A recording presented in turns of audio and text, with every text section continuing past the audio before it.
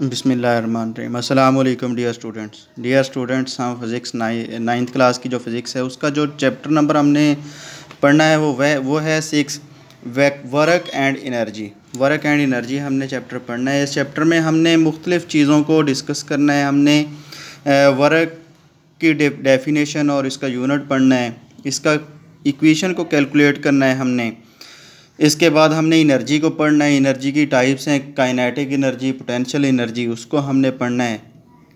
Kinetic energy का, potential energy का formula drive करना है। Different forms of energy examples के साथ पढ़ना है। उसके बाद हमने इंटर कन्वर्जन ऑफ एनर्जी एक हालत से दूसरी हालत में कैसे तब्दील होती है वो पढ़ेंगे। तो ये छोटा सा एक तारफ़ था इस चैप्टर का। हमने जो टॉपिक पढ़ना है वो है वर्क। हमने जो टॉपिक पढ़ना है वो है वर्क एंड एनर्जी हमारा चैप्टर है।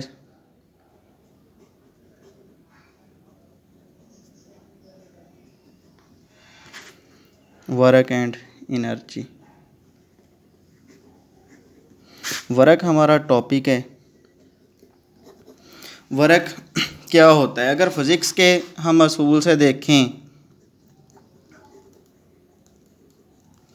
या वैसे ही देखें कि एक मज़दूर है और वो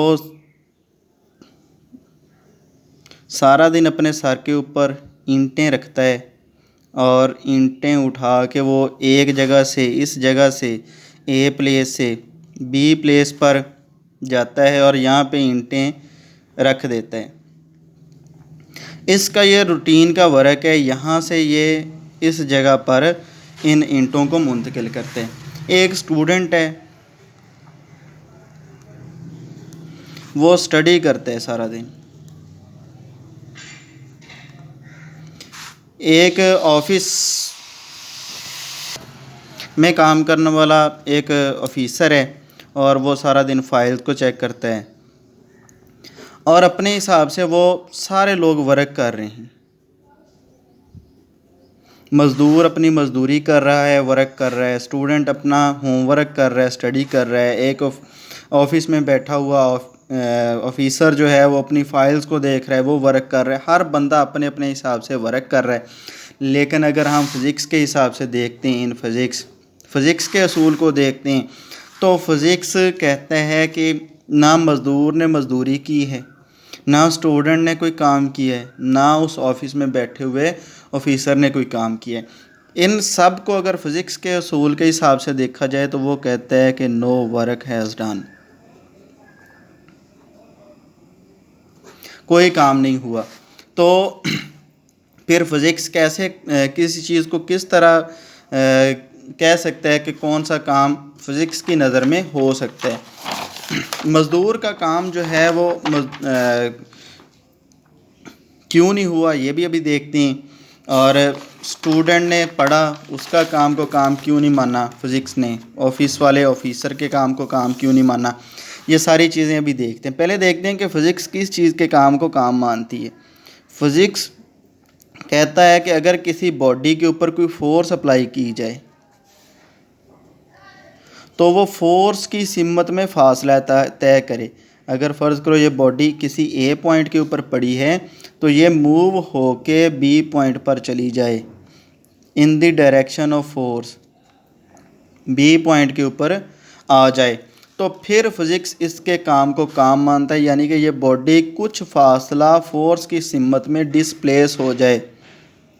अगर फासला एस है तो एस फासला ये डिस्प्लेस हो जाए तो फिर फ़िज़िक्स इस बॉडी के या इस बंदे के काम को काम मानता है जो इस बॉडी को फोर्स की सिमत में, फोर्स की डायरेक्शन ये वाली है और फासला भी इसी डायरेक्शन में कवर हुआ है। जिस सिमत में फोर्स हमल करेगी उसी डायरेक्शन में फासला तय हो तो फिर फ़िज़िक्स उसको काम मानती है, वरना इसको काम नहीं मानती। अब एक मज़दूर जो था, मज़दूरी करने वाला, उसने सारा दिन ईंटें उठाई हैं। ईंटें उठा के वो एक जगह से दूसरी जगह पे रखता रहा है। यानी कि मज़दूर ने इस ईंटों को ऊपर की तरफ उठाया हुआ है, यानी कि इसकी फ़ोर्स की डायरेक्शन ऊपर की तरफ है। जबकि ये मूव कर रहा है इस तरफ को, डायरेक्शन इस तरफ को है इसकी फासले की। तो इसलिए फोर्स की डायरेक्शन और फासले के डायरेक्शन एक दूसरे के परपेंडिकुलर हैं, लेकिन फिज़िक्स कहती है कि एक दूसरे के पैरेलल होना चाहिए फोर्स और फासले को। फोर्स और फासले को एक दूसरे के पैरेलल होना चाहिए, इस तरफ को फोर्स है, इसी तरफ को फासला हो, तो फिर काम होगा। और स्टूडेंट जो है उसने भी कोई फासला तय नहीं किया, कोई उसका डिस्टेंस नहीं है, फोर्स उसने लगाई है अपनी स्टडी पे लगाई है, लेकिन उसका कोई डिस्टेंस कवर नहीं हुआ। एक फ़ाइल चेक करने वाला ऑफिसर है, उसने भी कोई काम नहीं किया क्योंकि उसने कोई डिस्टेंस कवर नहीं किया। तो इस तरह जो वर्क होगा वो फोर्स उनके कामों को काम नहीं मानती। फोर्स सिर्फ उसी सूरत में किसी काम को काम मानती है जब फोर्स की डायरेक्शन में डिस्टेंस कवर हो जाए, फासला कवर हो जाए।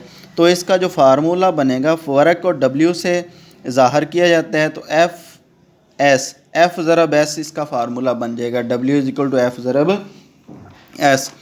अगर फ़र्ज़ करो यही बॉडी है और इस बॉडी के ऊपर लगने वाली फ़ोर्स किसी डायरेक्शन में अमल कर रही है, ऐसे एक फ़ोर्स अमल कर रही है और फासला इस सिमत में तय हो रहा है इस डायरेक्शन में, यानी कि यहाँ से ये बॉडी यहाँ पे डिस्प्लेस हो चुकी है, तो फिर क्या वर्क होगा या नहीं होगा, होगा तो कितना होगा, ये वाला हमने अभी क्वेश्चन को रिज़ॉल्व करना है।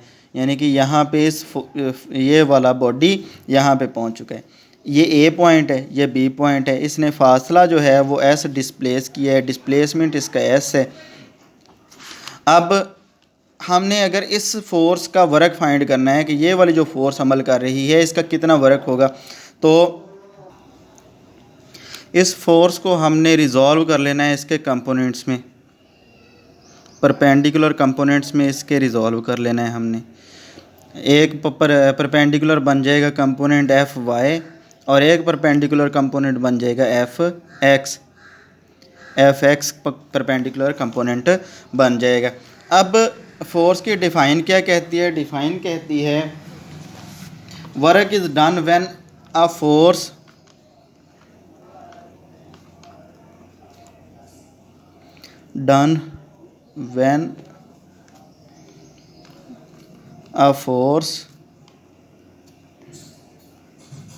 acting on a body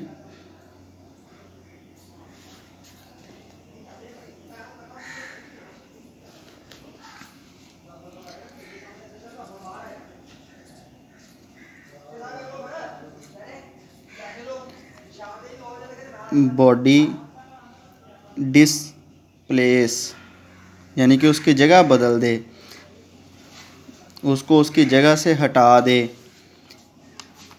it in the direction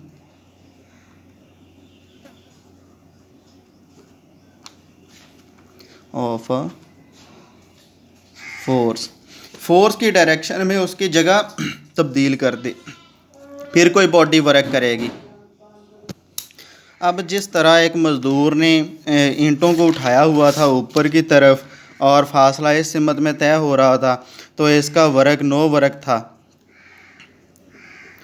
तो इसी तरह ये वाला जो इसका Fy कंपोनेंट है ये इस डायरेक्शन में, ऊपर की डायरेक्शन में, और डिस्टेंस कवर हो रहा है इस डायरेक्शन में, तो इसका मतलब Fy वाला जो कंपोनेंट बनेगा F साइन थीटा, इसका वर्क कोई वर्क नहीं होगा। तो हम Fx वाले को ले लेते हैं, Fx होता है कॉस थीटा। ये हम प्रूफ कर चुके हैं चैप्टर नंबर 4 में। चैप्टर नंबर 4 में हमने रिज़ॉल्व किया था कंपोनेंट्स को, ये कंपोनेंट्स निकले थे। तो हमारे पास जो वर्क बन जाएगा वो वर्क होगा W = Fx S, यानी कि F जो है यहाँ पे अमल कर रहा वो हमें सिर्फ वर्क कितना देगा, वो सिर्फ Fx वाला हिस्सा देगा वर्क, बाकी वो वर्क नहीं देगा। तो W = Fx S हो जाएगा। Fx किसके बराबर है? F cos थीटा के बराबर, यानी कि W = आ जाएगा F cos थीटा ज़रब S। तो S को शुरू में ले आओ, लिख लो W = F S cos theta. तो ये वाला जो कंपोनेंट होगा वो हमें वर्क देगा।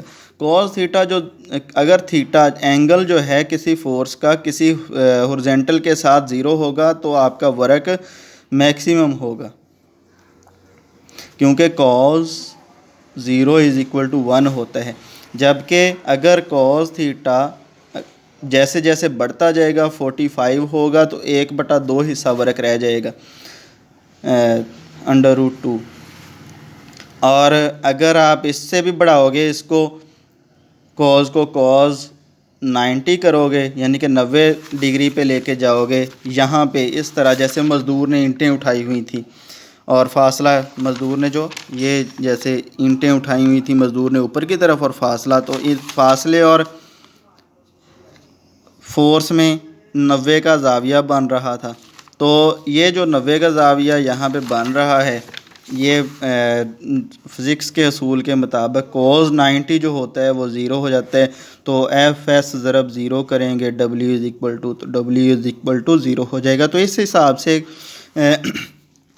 कोई भी जो फैक्टर होगा जिसका एंगल 90 बनेगा तो उसका वर्क ज़ीरो हो जाएगा। तो मज़दूर ने जो ईंटें उठाई हुई थी वो ऊपर की तरफ उठाई हुई थी और वर्क दूसरी डायरेक्शन में कर रहा था, फासला जो था, तो इसलिए उसका वर्क जो है वो ज़ीरो हो जाता है।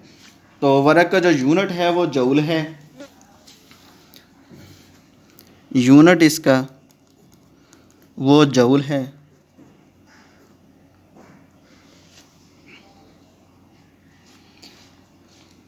और इसको डिनोट किया जाता है बड़े जे से। 1 जूल कितना वर्क हो सकता है, 1 जूल कितना वर्क होगा। अगर कोई 1 जूल, अगर कोई बॉडी जिसके ऊपर 1 न्यूटन फोर्स अमल करे, फोर्स 1 न्यूटन अमल करे, और 1 न्यूटन फोर्स वाली बॉडी अगर 1 न्यूटन फोर्स 1 मीटर तक उसका डिस्टेंस जो है वो 1 मीटर करवा दे ट्रैवल, 1 न्यूटन फोर्स अगर 1 मीटर का फासला तय करवा दे तो उसका वर्क जो होगा वो 1 जूल होगा, उसका वर्क 1 जूल होगा। तो वर्क जो यूनिट है इसके बड़े यूनिट भी हो सकते हैं। 1000 अगर जूल वर्क होता है तो 1 किलो जूल कह देंगे उसको। इसी तरह mega joule, गैगा joule.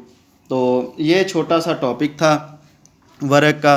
Work joule की डिफ़ाइन करनी है आपने, वर्क की डिफ़ाइन करनी है, यूनिट क्या है, फार्मूले की डेरिवेशन क्या है, वर्क होता मैक्सिमम वर्क कब होगा, मैक्सिमम वर्क जब एंगल 0 होगा तब होगा, मिनिमम वर्क कब होगा, जब एंगल 90 का होगा तब होगा। तो ये चीज़ें आपने याद रखनी है, इन चीज़ों को याद रखोगे MCQs में आ जाती हैं चीज़ें ये, तो बेहतरीन तरीके से आपकी तैयारी हो जाएगी। अब वीडियो को लाइक करना है और चैनल को सब्सक्राइब करना है। अल्लाह हाफिज़।